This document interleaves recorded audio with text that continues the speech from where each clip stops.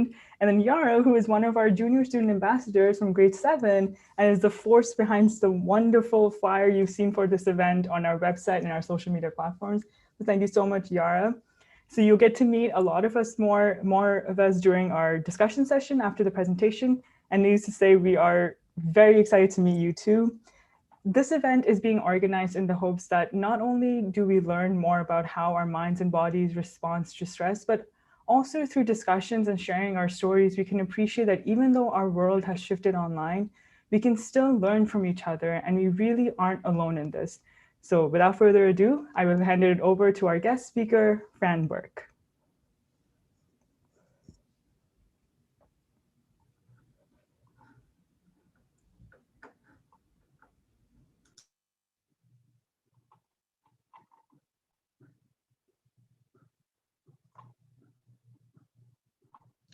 All right, so I'm getting there. Just give me a sec. I need to put my video back to its beginning, and then I'll be with you. Well, I can just jump in quickly and let you know. So let's get together. And Fran, we met several years ago, and Fran was delivering this presentation on how stress affects the brain. And it was with parents. It was incredible. And the feedback that the parents came back was, I now better understand what's going on with my child's brain. And it explains some of the situations and the moods and all these things. And as a parent, it helped me empathize and understand what my child was going through at their time and have those discussions. And then as a youth, I think, better understand what changes are going on in your body. And so that's why we felt this was really important for you. So that's why we're here. Okay. Thank you so much. So I'd like to just welcome everyone to today's workshop, an introduction to the science of stress and the brain-body connection. The idea behind this workshop is to learn about the impact of stress or anxiety on learning and other aspects of our lives. I understand the focus for today is primarily on math anxiety. To give this a broader context, let us understand that it has been said that one of our greatest challenges of these times is that of stress. And that was stated before COVID-19. Imagine then how even more valuable it can be to know how to understand and handle stress in our lives. We want to thrive, be proactive, and create what we want in our lives rather than simply reacting to what is happening. Become self-aware, listen to our thoughts, listen to our bodies, become aware of our state of being, going from surviving to thriving. So to start, I ask that you please have water available to drink. If you don't, could you please, if you have it available close by, please get a glass or a bottle of water. Thank you. Silence and hide your cell phones if you're willing. Note your questions for a Q&A at the end of the presentation. And as we go through this workshop, consider what action you will take to add to your life to develop a more calm state for yourself. And then please respect the confidentiality of those present. Today, I'd like to just have a quick introduction to talk about the purpose of the workshop, what I hope the outcome will be for you, who I am, and then to do a couple of warm-up activities. One, to experience our electrical nature, and the other is to do an activity called PACE. Then what we'll do is we'll look at what does happen when we're calm and when we're stressed. We'll do a quick overview of the brain, nervous system, and body. We'll look at the calm state versus the stress state, and then I'm going to ask some questions and answer them too. Then we'll have some strategies to create a calm state, including the activity of noticing and then taking action. And third, to have a conclusion, reflection, and a Q&A. So the introduction, the purpose of this workshop is to increase your scientific knowledge of stress and the brain-body connection for academic and professional development, to increase your own personal awareness of stress, how you may experience it in mind, emotions, body, and behaviors, and to offer strategies to create a calm state. And then to suggest resources for further learning, including a resource specifically on learning math. And this I'll share with you at the end of the workshop. And I think it will be something that you'll very much appreciate having as a resource for math learning and other difficult subjects too. So please note, this presentation is educational in nature only. There are times when one needs professional help. That is time when one's stress is affecting one's life in such a way that one is unable to cope. It is at these times when one needs professional help. If this one is one of those times for you, please speak to your family doctor, call Kids Help Phone. It's available 24/7. Call 211. It's also available 24/7. I am a teacher, educator, coach, and I do not provide therapeutic counseling. This presentation is for academic, professional, and self-awareness purposes only. So the outcome, by the end of today's workshop, you will be able to describe stress and list some of its causes, be able to recognize it in yourself, be inspired to take action, and be inspired to learn more. My name is Fran Burke. I am an educator with an interest in lifelong learning, health, and well-being. I have experienced my own physical, mental, and emotional struggles in life, and it has been through an interest in finding ways to handle them for myself and others that learning has been and continues to be of key importance in my life.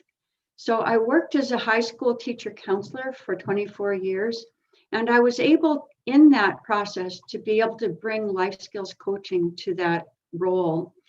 I have a real interest in conflict resolution and the difference between that and bullying.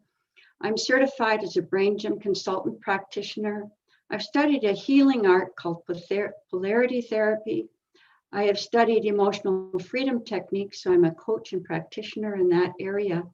And it's because of the wonderful knowledge and information acquired there that I was able to write this book, How to End Exam Anxiety, the Ultimate Approach for Parents, Teachers, and Students. So let's go on then to warm-up activities. These are meant for self-awareness and to give the experience to some of the theory I'll be covering in this workshop. Also, one is an exercise that you will be able to use to help calm yourself in the days and years to come. So the first, I would like to please ask you to join in if you feel comfortable doing so. And after experiencing these activities, we'll reflect on how they relate to stress and its impact on your life at the end of this presentation. So activity number 1, experiencing our electrical nature. So please join in and follow as I go along in this video.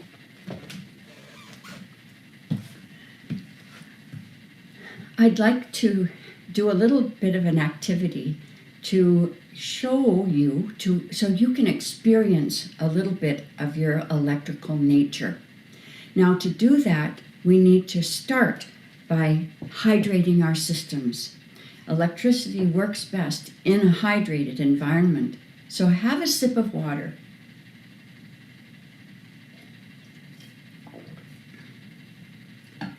Now, take your hands and rub them vigorously together for about 15 to 20 seconds.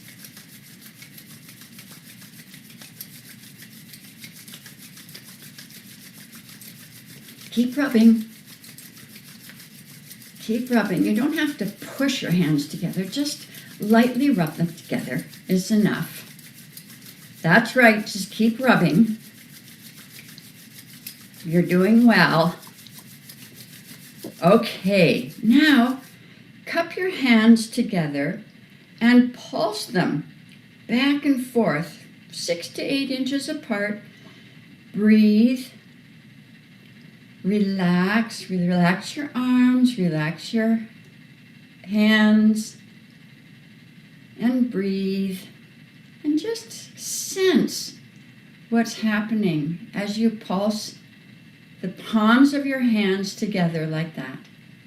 What's happening? Oh, I can sense a little bit of resistance. It feels like magnetic resistance. You know how if you put two magnets and they repulse one another? In a sense, that's the same kind of feeling I'm feeling here. It's subtle. It's not strong, but it is there. Do you feel it? Okay.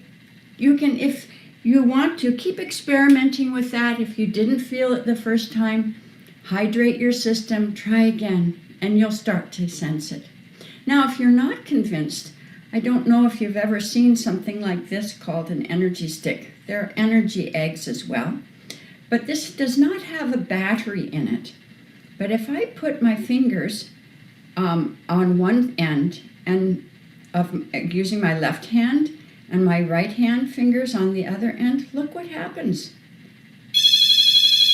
Oh, what if I take my left hand and I put it off and put it back on?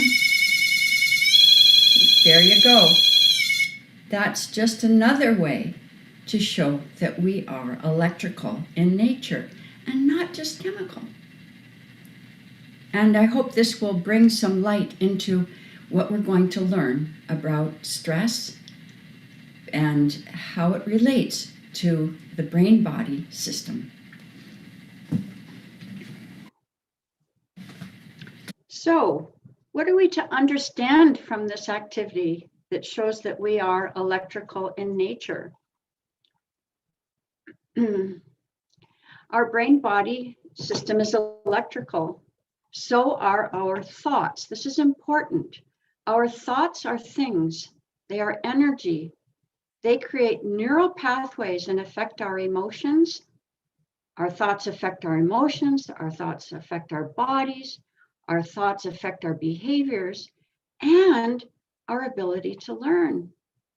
Just have a look at a neuron.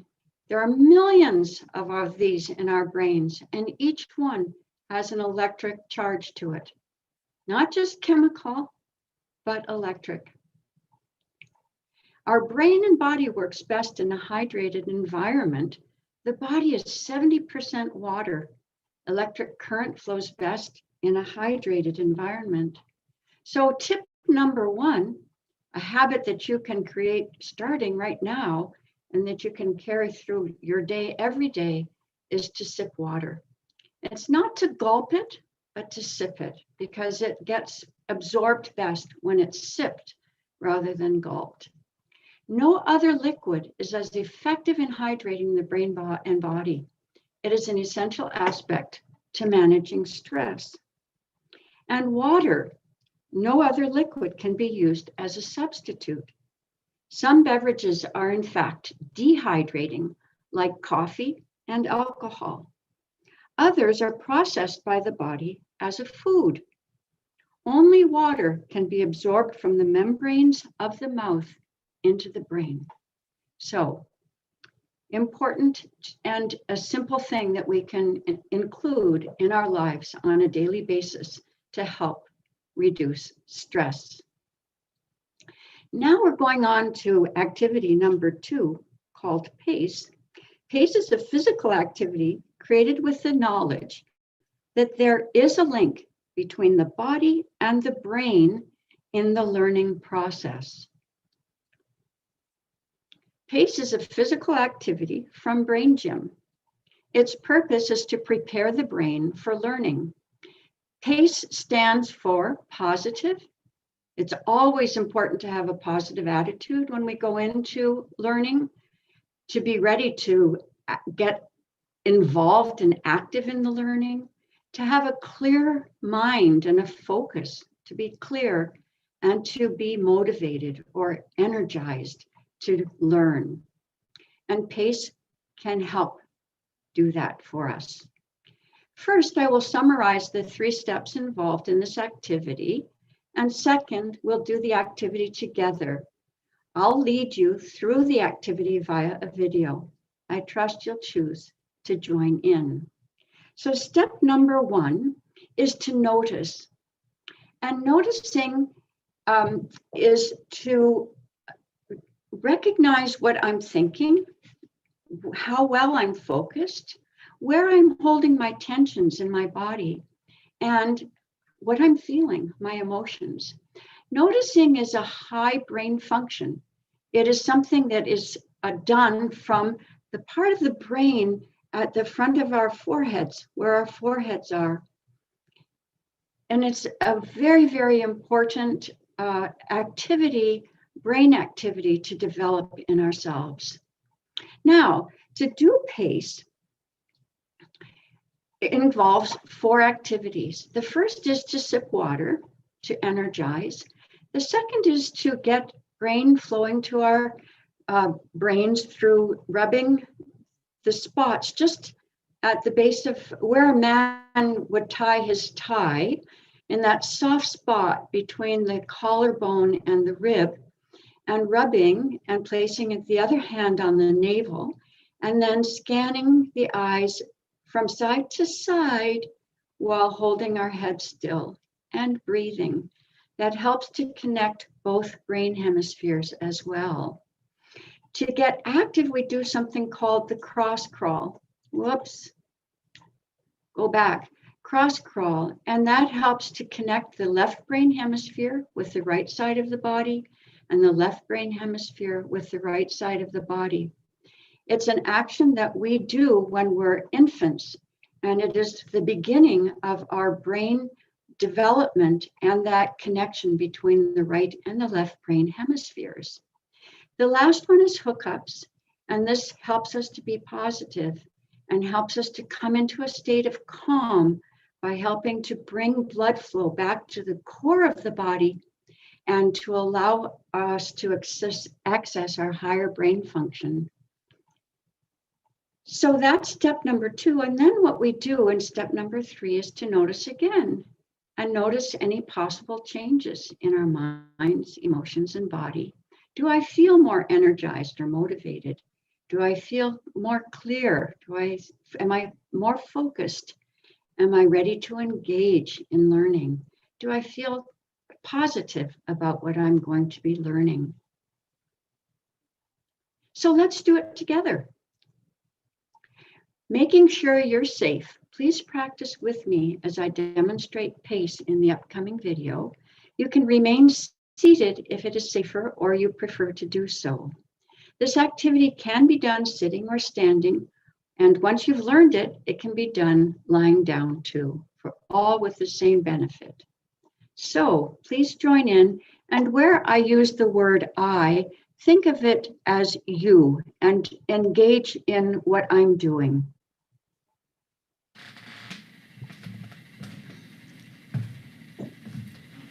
The second activity we're going to do is called PACE. It's from Brain Gym, and it means positive, active, clear, and energetic.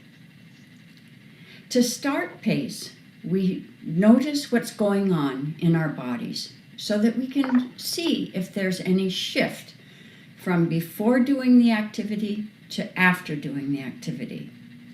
So I just think about what my thoughts are. Am I focused? Am I distracted? I sense where my tensions are in my body. And I also look at how I'm feeling. Am I feeling sad? Am I happy? Am I angry? Am I disgusted? What are my feelings? So I have a sense of my state of being and whether I'm ready to learn, because the purpose of PACE is to prepare the brain for learning. And to be learning, in a learning state, we need to be relaxed, we need to be calm. And you'll see more of this as we go through the presentation. So again, water energizes. So we sip water. Then what we do is called brain buttons, and this helps to stimulate blood to the brain and energize the eyes. So we place the thumb on one side of the breastbone and the pointing finger and other fingers, if you like, on the opposite side of the breastbone, just in the hollow spot, just below the bones at the base of our necks. And we rub them. And while we're rubbing them, we place our other hand on our navel. And we breathe. And then what we do is we scan our eyes from right to left, or left to right, and left to right, I should say. You can start on either side and breathe and scan the eyes, keeping the head still as best you can and moving the eyes from right to left. You can do it from up where the wall meets the ceiling. You can do it at eye level, and you can do it where the floor and the wall meets.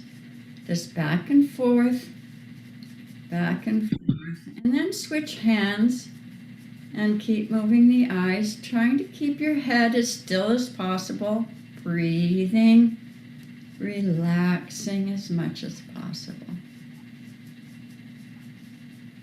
Whew.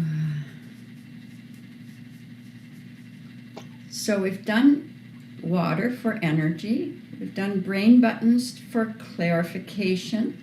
Now what we do is we do cross crawl to get us active. And what cross crawl does is it helps to link our right brain hemisphere to the left side of the body and our left brain hemisphere to the right side of the body. The way we do that is to place our right hand on our left leg and our left hand on our right leg, like this. And the slower the movement, the more we release neural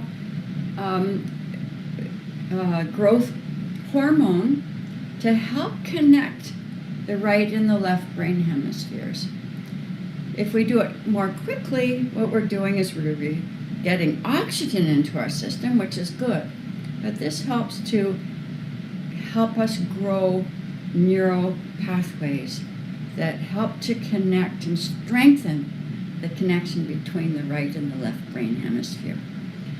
This is what happens in infancy when children learn to crawl. It's a part of our brain development. Our brain develops through movement. So, very slowly, and breathe.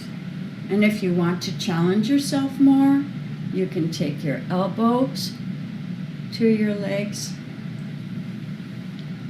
Yeah, like that. So now we've done energizing by taking water. We've done brain buttons for clarification. We've done cross crawl for action and getting us active. Now what we're going to do is called hookups. And to do hookups, you cross your ankles, cross over your right leg to your left, over your left leg, so that your ankles are crossed. Then place your hands out in front of you, cross your wrists, turn your palms inward, clasp your hands together, and then bring them in to your chest. And as you do that, place the tongue up against the roof of your mouth, just behind your teeth. And as you breathe in, press your tongue up against the roof of your mouth. And as you exhale, release the pressure of your tongue.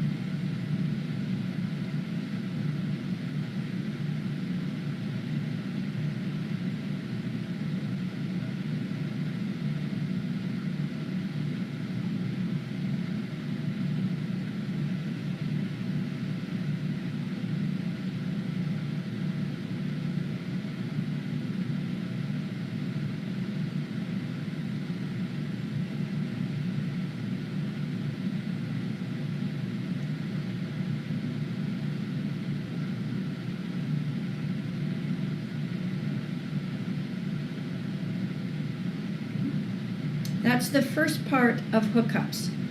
The second part of hookups, we bring our fingertips together, and that's to symbolize that we're in an integrated state. The right and the left brain hemispheres are connecting with each other and with the rest of our bodies.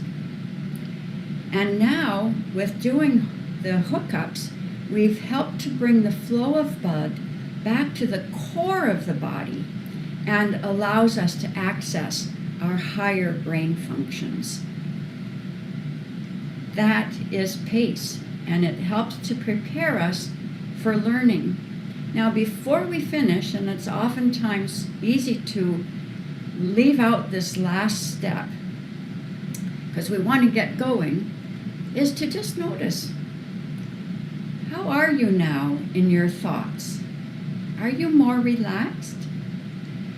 Are you more focused? Do you feel more positive? Are you ready to get going and to be active in learning? That's the intention of PACE. Thank you.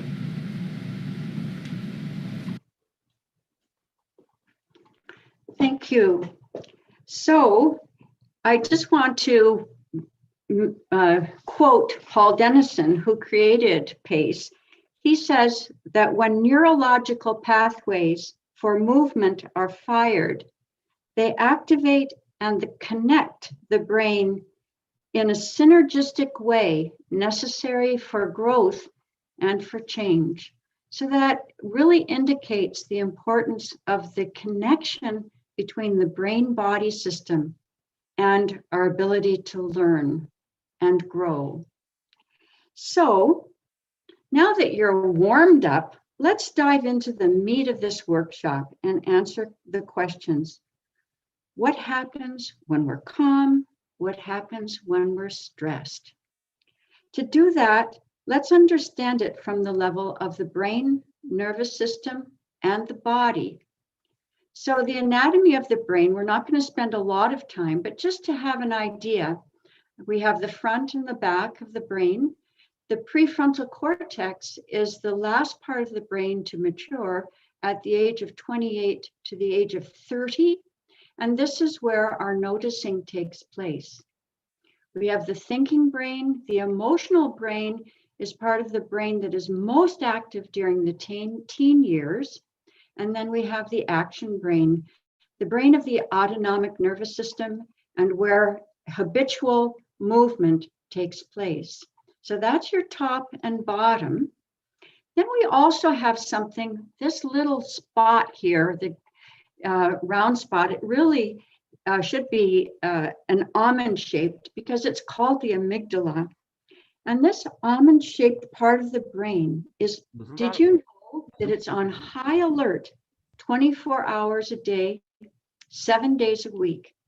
And it's there to keep us safe. Notice its location. If we put a cranium around here and our eyes and ears around here, it's very close to our eyes and to our ears. And it's there to pick up unusual movement and unusual sound, to call our attention, to determine whether we're safe or not. And that way we know to behave accordingly. it plays a key role in our lives. So that's front and back, top and bottom. And then we've got the third side, which is the side to side. And we've talked a bit about it. It's the two brain hemispheres.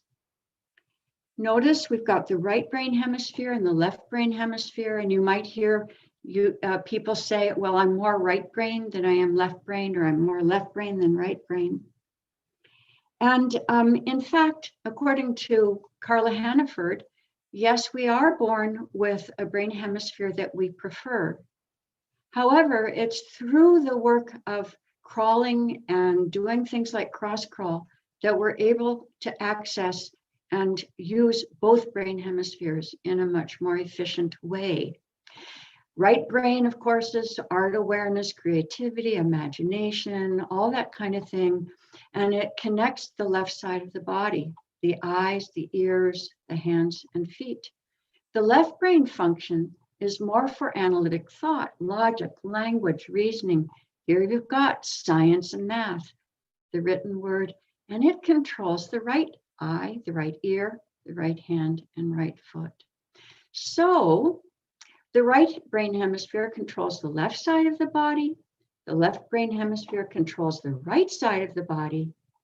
But when we are calm, when we get stressed, we lose that connection and we default to the brain hemisphere that we preferred at birth. Now, the next part that I wanted to mention is the autonomic nervous system. It looks something like this. There are two parts to it. It is involuntary and it's running below our conscious thought. It's involuntary. We have no control over its functions because it runs all our organs. It runs our digestive system, our breathing, our eyes, our sight, all of that kind of thing. It is made up of two parts. The sympathetic nervous system, which is this yellow, all the yellow lines, and it's the more dominant of the nervous system, and the parasympathetic nervous system, which is the green part. And notice it's up at the top of the body. It runs down towards the base of the body too, but not as much as the yellow. It's not linked to the spinal cord in the same way. And though it does connect at the base of the spine and connects with our lower organs. Now, why is that important? Well, the primary function of the autonomic nervous system is to protect. That's the primary function. That's the function of the amygdala. And the secondary function is to heal and grow. So when we're in stress, what is happening? We're in sympathetic, well, we'll see, partly sympathetic, possibly parasympathetic. I'll show you as we move along. It's very fascinating. So the calm state versus the stress state. Let's look at the calm state. When we are calm, the brain is in what is called an integrated state, meaning that the three dimensions of the brain connect well with each other, side to side, front to back, up and down. The parasympathetic system is engaged, that green line that you saw in the previous slide. And a neurotransmitter called acetylcholine is released in the nervous system to stimulate rest, relaxation, healing, and growth. Really important to remember that. Now, it's also called a state of social engagement. In my general state, I feel safe. With my eyes, I can see well, my eye contact is good, I can read others, nonverbal communication. With my ears, I can hear well, and I hear a wide range of frequencies. I can filter out background noise. I can process sound and follow instructions. The best way to be when we're learning at school or at home. My life view is the world is a good place to be. I can expand my horizons and try new experiences. I can take risks. I can be creative. I can connect with others and form bonds with others. What a wonderful state in which to be calm. Now, this is what Paul Dennison demonstrates or shows as an integrated state. If you notice, here's the brainstem, the lower part of the brain. Here's the midbrain, which is where our emotions are. And this is the thinking brain and the action brain.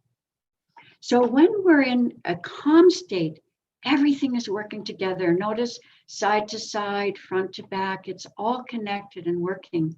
Our brainstem is relaxed and we're responding. We're remembering and we're learning. We're self-disciplined. We're open to learning and loving. Our heart is open. We feel cooperative. We're interested in joining in relationships.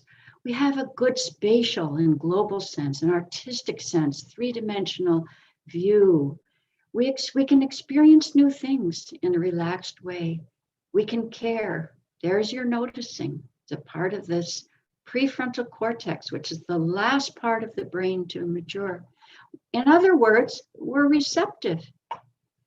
We're also expressive. We can make plans, we can make choices, we can create new context. We have good temporal and linear sense.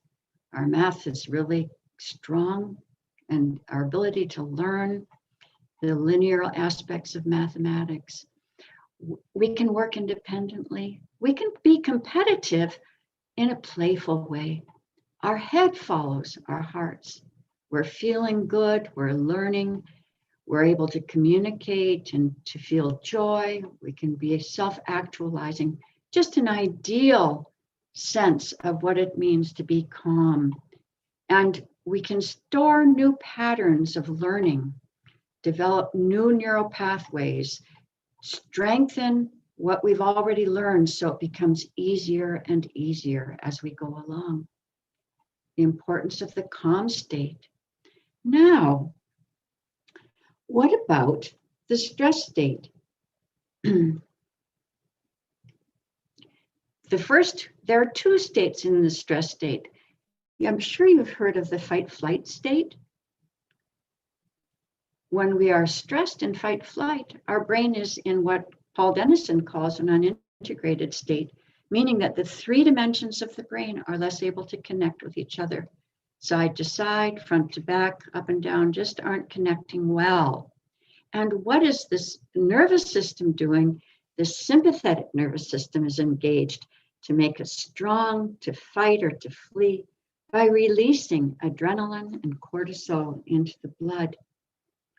And what happens then is that the blood flows to the arms and legs and away from the digestive system in order to be able to deal with what's causing us to be stressed in this way.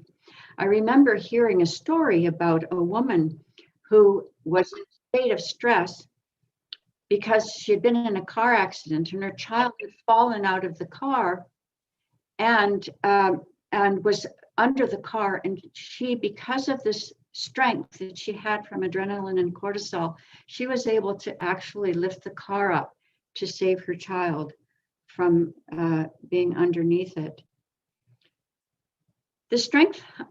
Our strength comes from cortisol and adrenaline breaking down cells in our bodies, which is not healthy. And the other thing to know is that because the blood flows away from our digestive system, if you've ever experienced being stressed and feeling nauseous, vomiting, having butterflies, discomfort of any kind, it's because the blood is no longer in the digestive system. And that explains that kind of a response. So the fight flight is something like this. My general state is I do not feel safe. With my eyes, I'm distracted by visual input. My eye contact is awkward. My eyebrows change position. My pupils dilate. That means they get bigger to let in more light. My field of vision narrows. I get tunnel vision. With my ears, I can no longer hear all frequencies. I hear predominantly low frequencies due to changes in the middle ear. I cannot hear everything you are saying. I cannot process everything you are saying. I cannot filter out background noise. My hearing is more sensitive. So that's why if you're in an environment, you're stressed and there's noise around you, it's difficult to concentrate and learn. My life view is I may feel angry, I may feel scared, I may feel worried, anxious, vulnerable, unsafe, or not grounded. I am in survival mode.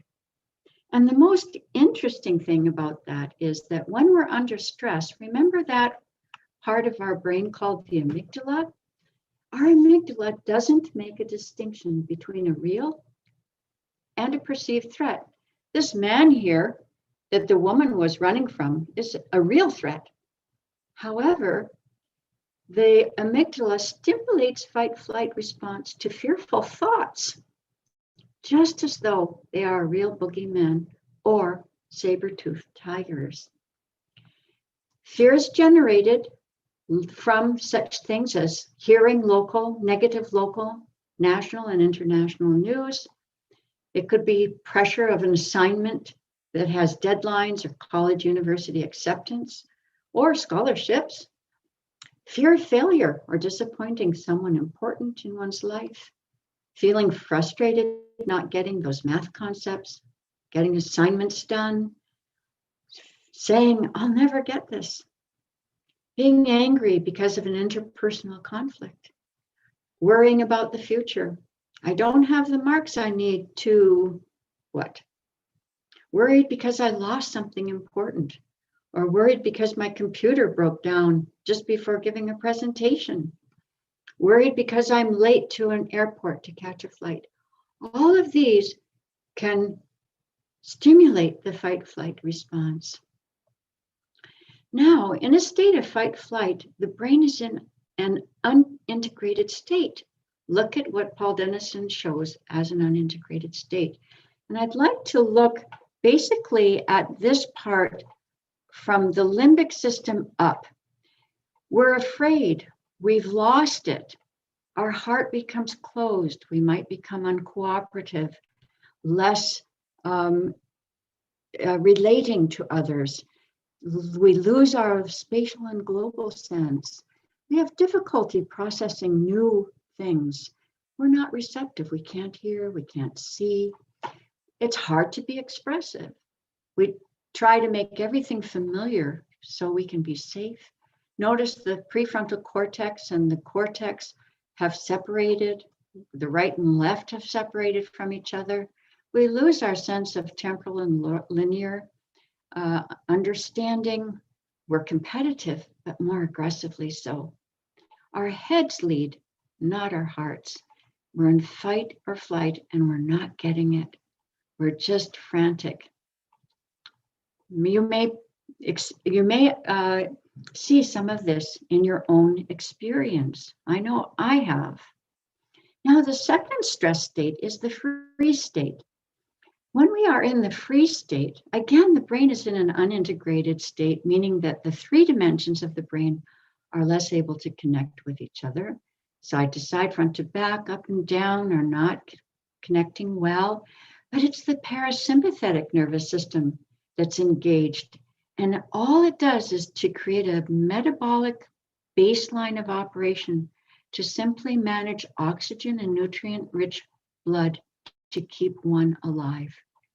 It's a very low, slow metabolic rate.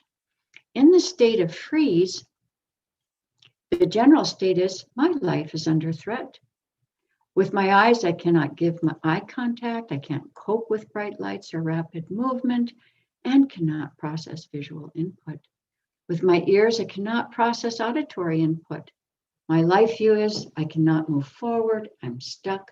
I feel far from safe. I'm not grounded. I'm barely surviving. I feel hopeless, helpless, and dissociated. Sometimes I can even faint or go unconscious in the freeze state. And it's known that in this state, a person may not even feel pain. Experiences that may cause a freeze state are divorce, a physical pain or injury like a severe car accident, serious illness, war, natural disasters, terrorism, moving to a new location, parental abandonment, witnessing a death, domestic abuse, a prison stay, death of a family member, lover, friend, teacher, or pet. Not all of them will cause it, but these are possibilities. So the brain in an unintegrated state is thus in the freeze state. And again, we see how the brain is not communicating from side to side, up to down, back to front. And what happens in the brainstem is that we get into a stuck state. We get rigid, we can't move, we freeze. So that's your freeze state. So there are 3 states: the calm state, where the parasympathetic system is operating, the fight flight, where the sympathetic is operating, and then the freeze state, where the parasympathetic is back in service to our systems. So questions. Question number 1, is fight flight bad? Not when it provides the strength and energy to survive a life-threatening situation for self or others. The cortisol and adrenaline are used fighting or fleeing. And it's no longer in our system after that is over. It's not bad when it provides us with just enough adrenaline and cortisol to motivate us to get into action, to thrive, to get an assignment done, or to get into studying for an exam.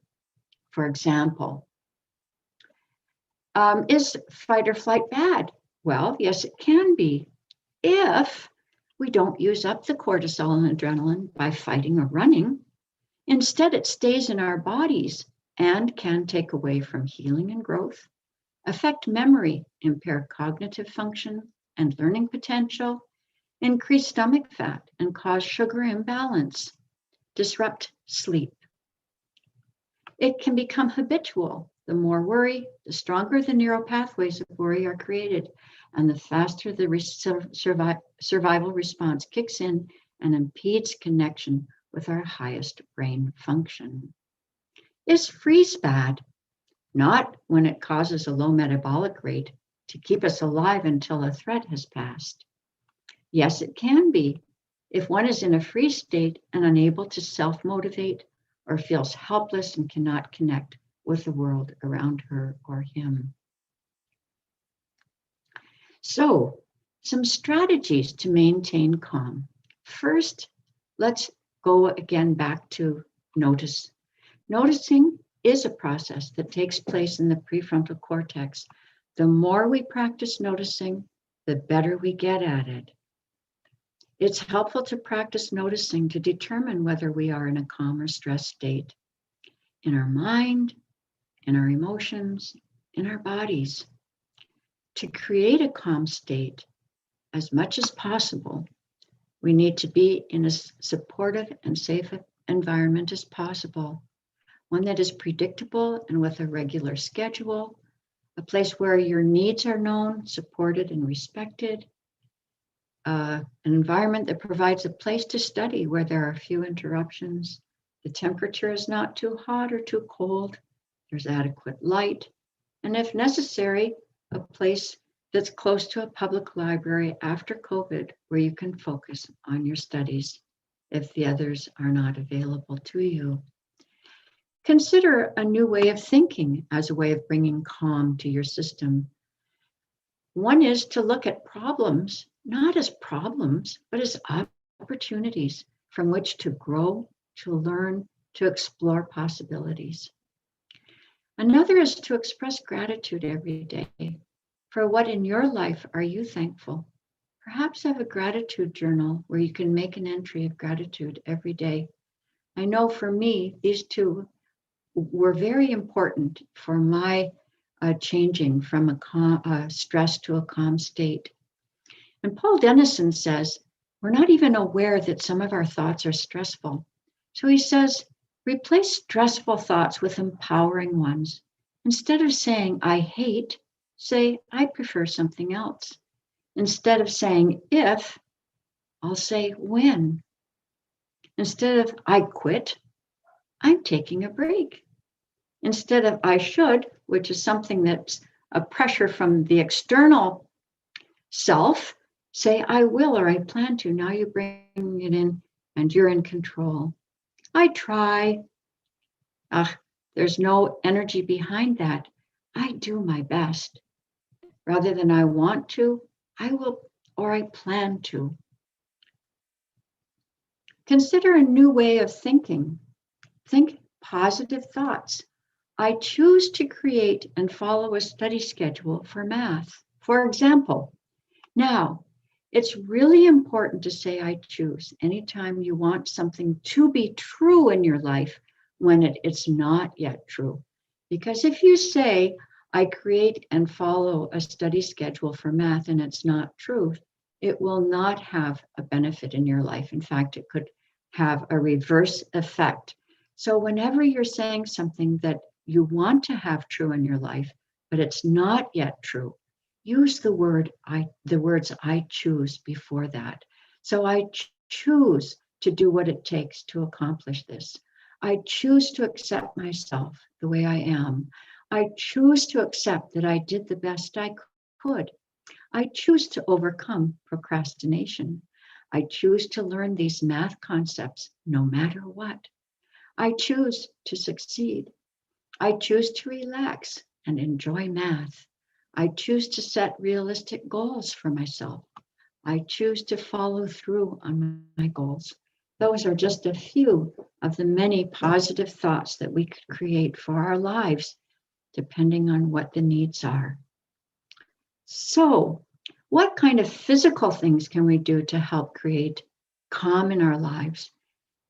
Eating nutritious meals, connecting with friends after COVID-19, connecting with nature. We can do that anytime, and we're so fortunate here in Toronto anyway to have so many ravines where we can go and connect with nature.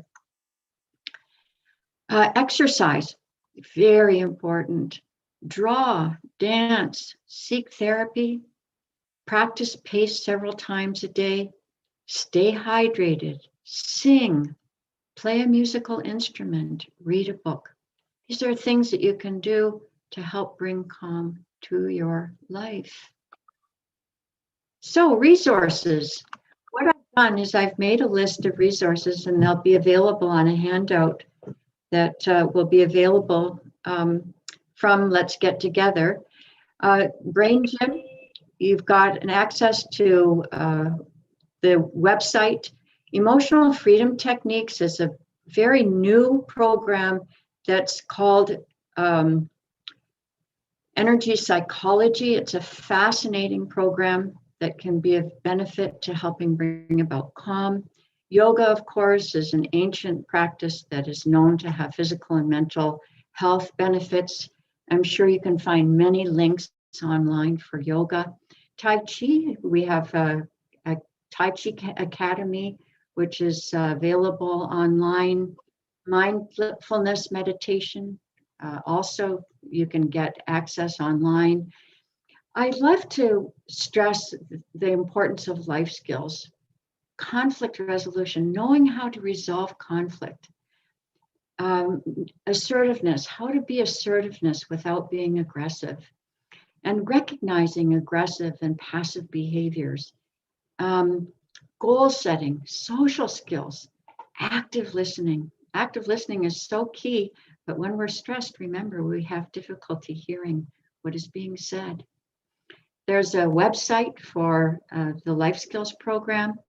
Nutrition, of course, is key. And there's one website, there are many online. Kids Help Phone, if there's a need to talk with someone. And EMDR is a fascinating new form of therapy, eye movement desensitization and reprocessing for people who are experiencing trauma in their lives. Some other resources, here's my book, How to End Exam Anxiety, the polyvagal theory, which is what I talked about today with the two types of autonomic nervous system and how the freeze response is recognized now. It's a new way of looking at it. Smart moves, why learning is not all in your head. And Dr. Carla Hannaford shows the connection between learning and movement. Here's some key tips to healthy life, and Deepak Chopra talking about emotional freedom techniques. The last resource I had talked about was how to learn tough subjects. And these are powerful mental tools to help you master tough subjects. Dr. Barbara Oakley from McMaster University and connected to the University of California, San Diego, has this free course, and you can learn how to learn math in a way that is unique and connects the brain-body system. And it is this workshop I've given you is a great way to get started and to follow up with Dr. Oakley's course if you so choose.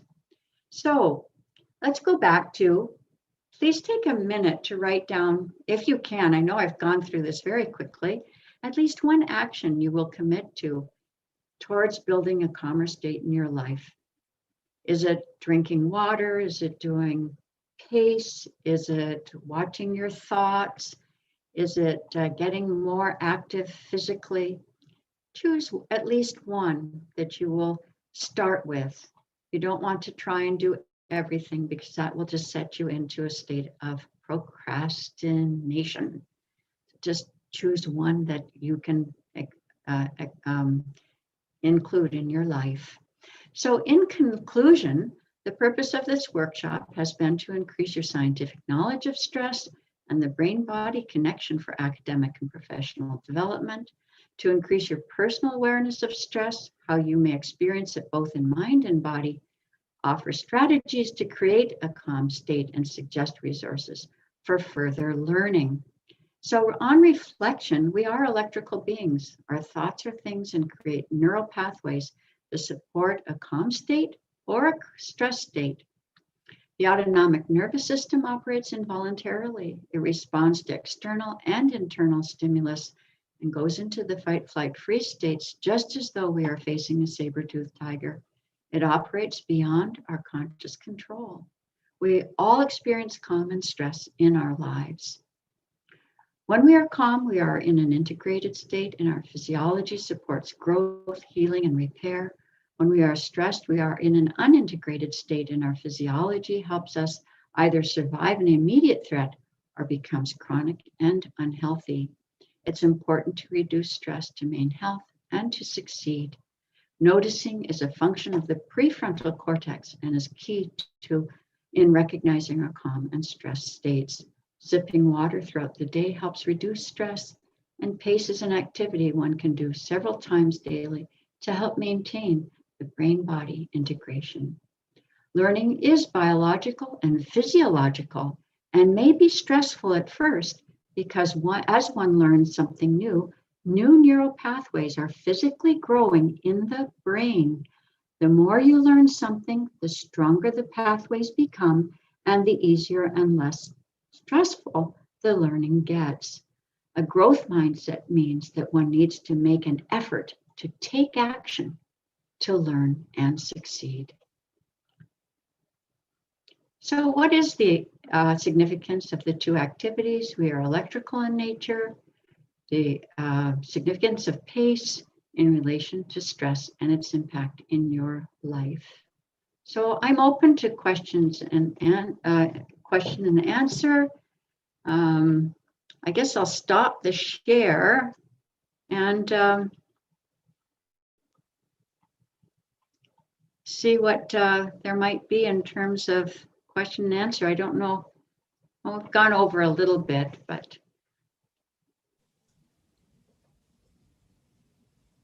First of all, I have to say that was incredible in terms of. Oh. So I just want to say thank you. Like to listen to that information again is just a great reminder and to better understand what's happening in the brain and the body around stress. So thank you. Thank you. You're so welcome. So anything we're having now? Any questions that people might have, or are you going to go into the breakout rooms? Shanza, does anybody have any questions? Hi, Ali, it's Jorge. Hi, Jorge. I have one question. Is there any technique for a quick handling of the stress? And I think the specific cases, what I've noticed is when Sebastian's, and I remember when I was young at exams, and you study really hard and you have everything in your head, and then you sit down and you look at that test and you can feel it just invading you. And from that on, for an hour, you're blocked and you can't remember anything and you don't do well in the exam. Is there any technique that can help you quickly? Yeah, there are a couple of things. I'm sorry, what's your name? Jorge. Jorge, yes, you're in the free state. So there are a couple of things that I have not covered here that you can do. Number one is to do hookups from that pace. That you can sit in hookups. Another thing you can do is place your fingertips. Remember the energy in our hands? If you place your fingertips on your forehead, I can't, I have to, okay, lightly on your forehead. Why can't I do that? Lightly on your forehead, like butterfly wings. What you're doing is you're drawing energy from the hindbrain and the emotional brain to the prefrontal cortex so you can remember. That's called positive point. It's called positive points. And in the handout that you get from the Let's Get Together, you'll see this also, and there's an explanation for it in the handout. But also, before you go into the exam, do pace and sip water. That'll help. And go in thinking, I will get this, I will be relaxed. Have a plan for your exam. Remember, go over the exam first and answer the questions that you know first, and you'll start to remember the answers of other things as well. I hope that's helpful. Definitely. Thank you very much. My pleasure. Fantastic. Wonderful. So how about, is this the time we go into our breakout rooms? Okay, fantastic. So what I'm going to do is I'm going to stop our video and we're going to go into breakout rooms. And this is where we have our student ambassador. So if you want to introduce yourself, and I'll get the rooms ready.